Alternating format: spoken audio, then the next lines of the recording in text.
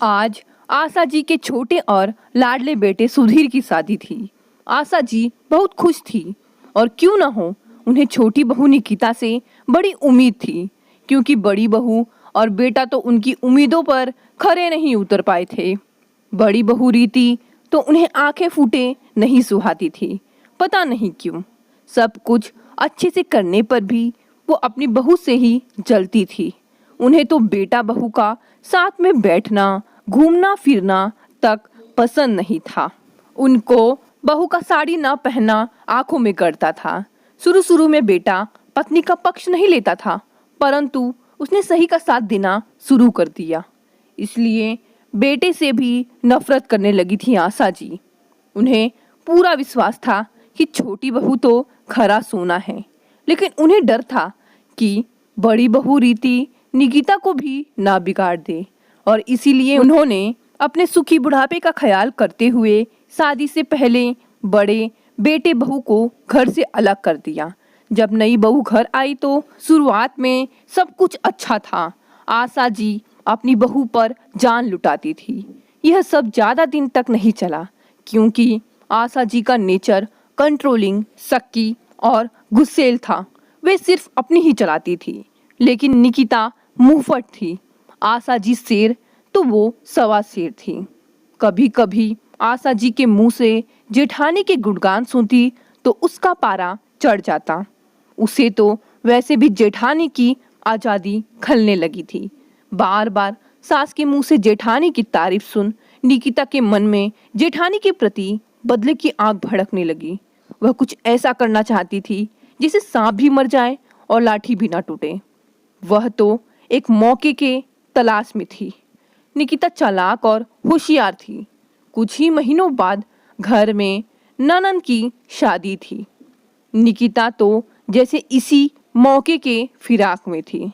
सारा परिवार साथ था।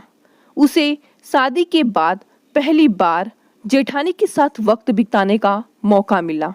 उसने आस पड़ोस के लोगों से सुन रखा था कि आशा जी के संबंध रीति से कुछ अच्छे नहीं थे।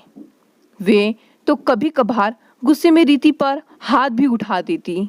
वो तो रीति थी जो चुपचाप सब सहन किया और अब जाके उसे छुटकारा मिला। लेकिन निकिता का इस सब से कुछ लेना देना नहीं था।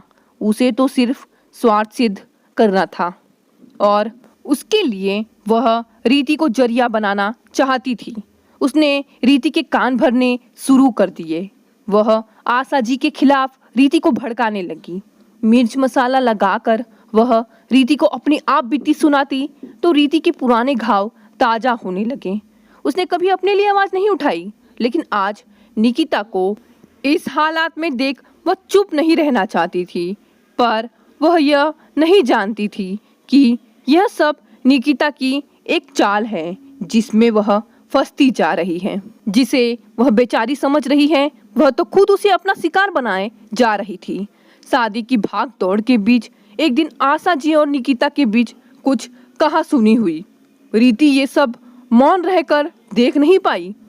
वैसे तो रीति ने कभी भी अपने बचाव में पलटकर जवाब नहीं दिया, लेकिन आज उसके भीतर की ज्वाला लावा बनकर फूट पड़ी।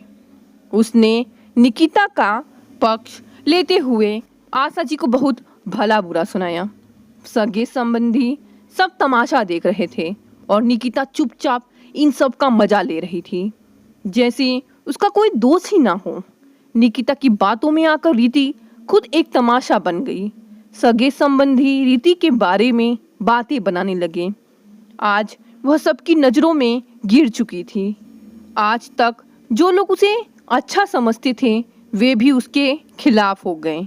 जब तक रीति को सारी बात समझ में आई, तब तक बहुत देर हो चुकी थी। दोस्तों, आपको ये कहानी कैसी लगी? कहानी पसंद आई तो इसे लाइक और शेयर करें और चैनल को भी सब्सक्राइब करें। धन्यवाद दोस्तों।